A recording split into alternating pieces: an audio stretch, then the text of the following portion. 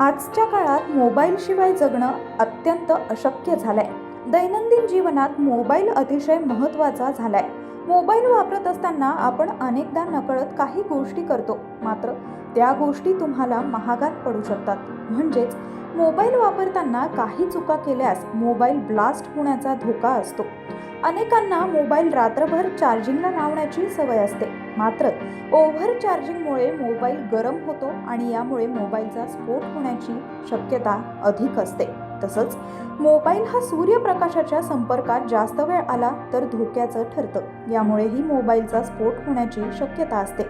तुमच्या मोबाईलची बॅटरी सतत गरम होत असेल तर त्याचा स्फोट होण्याची शक्यता असते. याशिवाय अनेकांना मोबाईल कव्हरमध्ये काही वस्तू ठेवण्याची सवय असते, मात्र असं करणं टाळावं, कारण मोबाईल कव्हरमध्ये काही गोष्टी ठेवल्यानं उष्णता बाहेर पडत नाही आणि मोबाईलची बॅटरी गरम होते. त्यामुळंच स्फोट होण्याचा धोका वाढतो.